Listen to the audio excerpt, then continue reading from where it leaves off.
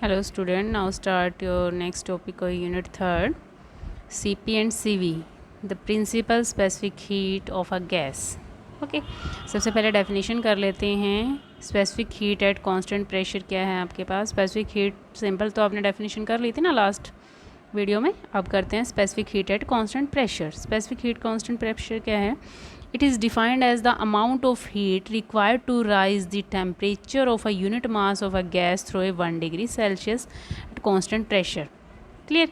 क्या है कि जो आपको हीट रिक्वायर्ड है 1 डिग्री सेल्सियस टेम्परेचर राइज करने के लिए 1 यूनिट मास ऑफ गैस का 1 डिग्री सेल्सियस टेम्परेचर राइज करने के लिए जितनी हीट आपको चाहिए उसको बोलते हैं specific heat at constant pressure.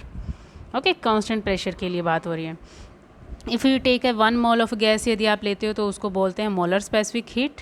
ठीक. ओके, नाउ यदि आप बात करते हैं specific heat at constant volume. Constant volume पे यदि बात करते हैं सेम ही डेफिनेशन रहती है, जस्ट आपका जैसा डेफिनेशन में है नाम में है कि कांस्टेंट वॉल्यूम, तो आपको कांस्टेंट वॉल्यूम रखना है. इस केस में कांस्टेंट वॉल्यूम पे आपको कितनी हीट चाहिए 1 डिग्री सेल्सियस टेम्परेचर राइज करने के लिए 1 unit mass of the gas का. 1 डिग्री सेल्सियस यदि आपको टेम्परेचर राइज करना है तो कितनी हीट आपको चाहिए वो आपके पास specific heat at constant volume हो जाता है. क्लियर है. और यदि आप 1 मोल लेके चलते हैं तो आप स्पेसिफिक हीट कांस्टेंट वॉल्यूम पे तो आप वो से मोलर स्पेसिफिक हीट बोल देते हैं, जिसे आप लिखते किससे हो, CV से. इसे लिखते हैं CP से. क्लियर ये चीज़.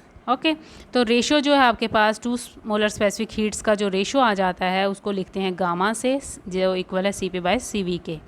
क्लियर. ये आपके पास CP/CV के आता है और जो CP है वो हमेशा ज़्यादा रहती है आपकी CV से. क्लियर. ये हमेशा इससे ज़्यादा रहती है और जो इनका डिफरेंस है CP-CV वो क्या आता है, इक्वल्स टू आता है R. ठीक है. और R आपके पास क्या है, एक यूनिवर्सल गैस कांस्टेंट चल रहा है आपके पास. क्लियर. ये आपके पास एक यूनिवर्सल गैस कांस्टेंट है.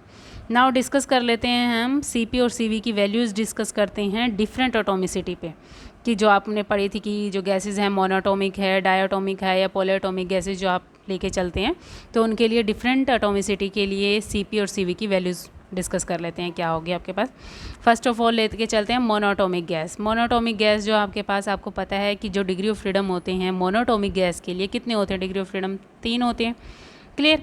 और आपने ये भी पढ़ा था इक्विपार्टीशन ऑफ एनर्जी में कि जो एनर्जी एसोसिएटेड है with each degree of freedom, कितनी एनर्जी चाहिए होती है आपको एनर्जी चाहिए होती है यहाँ पे 1/2 kT. अब आपके पास मोनोटॉमिक गैस में क्योंकि 3 डिग्री ऑफ फ्रीडम है तो एक मॉलिक्यूल के लिए कितनी एनर्जी चाहिए आपको, 3 × 1/2 kT, that means 3/2 kT energy आपको यहाँ पे चाहिए. क्लियर है.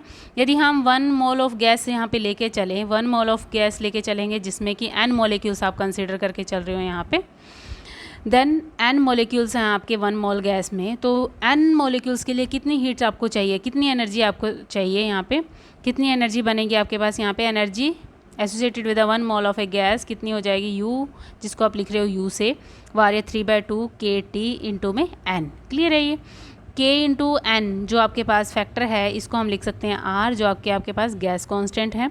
यहाँ पे U की वैल्यू आ गई 3/2 kT, सॉरी RT.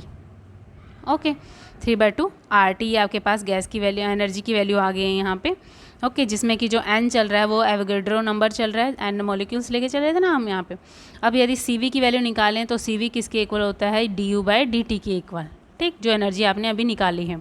du आपको पता है कितना है तो उसे डिफरेंशिएट कर देते हैं t के रिस्पेक्ट में, तो यहाँ पे इसको डिफरेंशिएट करेंगे तो कितना आ जाएगा 3/2 R. क्लियर है. ये आपको आया है डिफरेंशिएट करने के बाद u की वैल्यू को यदि आप डिफरेंशिएट कर देते हो. क्लियर. नेक्स्ट वैल्यू का बात कर लेते हैं CP की. अब हमें पता है CP माइनस CV किसके इक्वल होता है, R के इक्वल होता है, तो CP की वैल्यू कितनी आ जाएगी, CV+R. CV की वैल्यू अभी आपने निकाली है 3/2 R, तो प्लस R, तो यहाँ पे CP की वैल्यू कितनी हो गई 5/2 R. क्लियर है. मैथमेटिकल है जस्ट, और कुछ भी नहीं है यहाँ पे. क्लियर. तो गामा की वैल्यू कितनी आ जाएगी, CP/CV डिवाइड कर दो वैल्यूज़ को, तो 5/3 कितना आता है डिवाइड करके 1.67. मीन्स गामा की वैल्यू आपके पास मोनोटॉमिक गैस के लिए ये आ जाती है. क्लियर.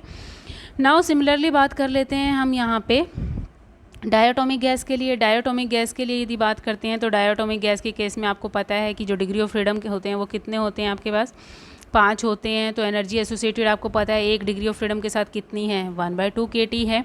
क्लियर है, ये चीज़ हमने पहले पढ़ी है इक्विपार्टीशन ऑफ एनर्जी में, ठीक है। जिसको नहीं समझ आ रहा वो पूछ सकता है। तो एक मॉलिक्यूल के लिए, डायटोमिक गैस के एक मॉलिक्यूल के लिए एनर्जी कितनी हो जाएगी आपके पास यहाँ पे 5/2 kT। क्लियर है। तो यदि हम 1 मोल ऑफ गैस लेके चल रहे हैं तो उसमें कितने मॉलिक्यूल्स होते हैं, n मॉलिक्यूल्स होते हैं, तो उसमें एनर्जी कितनी आ जाएगी U that is equal to 5/2 kT into N. K into N किसके इक्वल होता है, R के इक्वल होता है, अभी रिलेशन में बताया था। तो ये R के इक्वल होता है 5/2 RT बन जाएगा। CV की वैल्यू कितनी होगी आपके पास du/dt कितना आ जाएगा 5/2 R।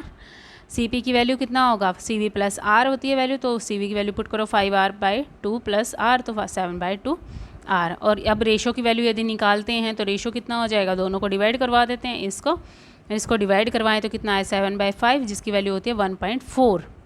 क्लियर, ये वैल्यू आपके पास 1.4 हो जाएगी, मीन्स गामा की वैल्यू आप कितनी आ गई 1.4 आ गया। एक चीज़ और, for a temperature below 70 K diatomic molecule has 3 degree of freedom. 70 से नीचे जब आप बात करते हो टेम्परेचर में तो 3 डिग्री ऑफ फ्रीडम्स होते हैं। That means 3 degree of freedom किसके थे, मोनोटोमिक गैस, तो बिहेव लाइक अ मोनोटोमिक गैस की तरह बिहेव करती है आपकी diatomic gas below 70 K temperature पे।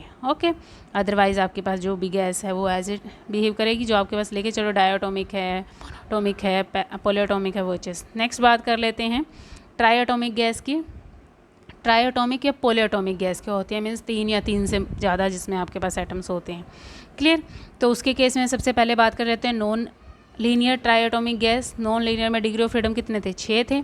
तो एनर्जी एसोसिएटेड विद 1 मॉलिक्यूल क्या आ जाएगी 6 × 1/2 kT, तो यहाँ पे 3 kT, ठीक है। और energy associated with 1 mole of ट्राइएटोमिक gas कितने आ जाएंगे, n मॉलिक्यूल्स होते हैं 1 मोल में, तो 3 kT इंटू में n, तो यहाँ पे k इंटू एन कितना होता है R, तो 3 RT, ठीक है ना। k इंटू एन कितना लिया आपने, R लिया है यहाँ पे। क्लियर, ये वैल्यू पुट कर दी।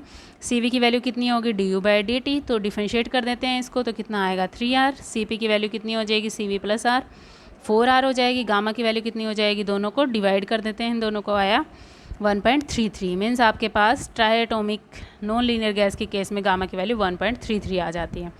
क्लियर है। नाउ बात कर लेते हैं लीनियर ट्राइएटोमिक गैस की, कि लीनियर ट्राइएटोमिक गैस के केस में आपके पास गामा की वैल्यू क्या होती है, ठीक है। लेके चलते हैं।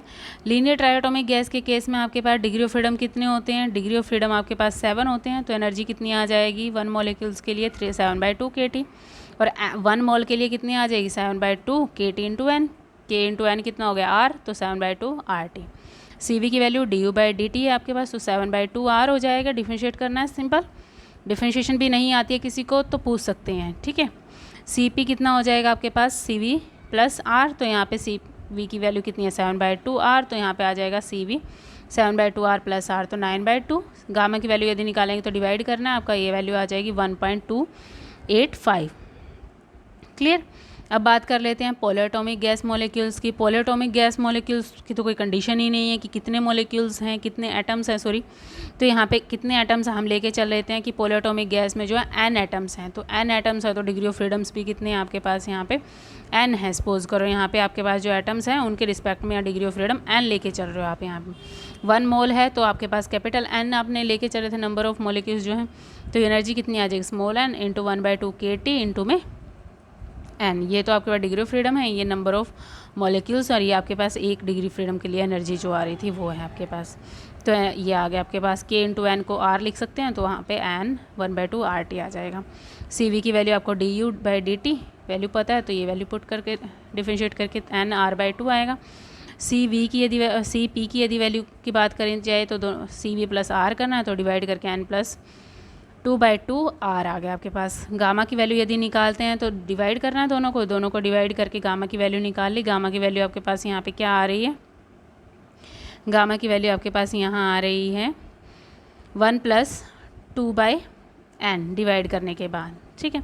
अब एक चीज़ और यहाँ पे क्या क्लियर हो रहा है, आपने जो भी आपकी गामास की वैल्यूज़ डिस्कस की हैं, गामा की वैल्यूज़ आपने देखी हैं कि मोनोटोमिक के लिए 1.6 समथिंग कुछ आ रही थी, डायटोमिक के लिए 1.4 समथिंग कुछ आ रही थी आपके पास। क्लियर है, ये वैल्यूज़ आ रही थी ना।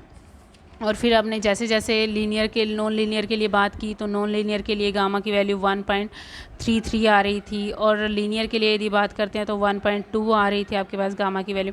इससे क्लियर क्या हो रहा है आपका यहाँ पे, क्लियर क्या हो रही है आपको यहाँ पे, इससे ये चीज़ क्लियर हो रही है ना आपकी कि जो एटोमिसिटी है, जैसे जैसे आपकी एटोमिसिटी इंक्रीज़ कर रही है गैस की, वैसे वैसे जो ये रेशो है गामा का जो रेशो है वो कैसे क्या हो रहा है, डिक्रीज़ हो रहा है ना। ये 1.6 से 1.4 हुआ, 1.3 हुआ, 1.2 हुआ। तो डिग्री ऑफ फ्रीडम जैसे जैसे आपके बढ़ रहे हैं, जैसे जैसे आपके डिग्री ऑफ फ्रीडम, क्योंकि डिग्री ऑफ फ्रीडम बढ़ रहे थे ना तभी गामा की वैल्यू निकाली थी, तो वैसे ही आपके जो गामा की वैल्यू है वो क्या हो रही है, डिक्रीजिंग में जा रही है जैसे जैसे आपके डिग्री ऑफ फ्रीडम बढ़ते जा रहे हैं। क्लियर है?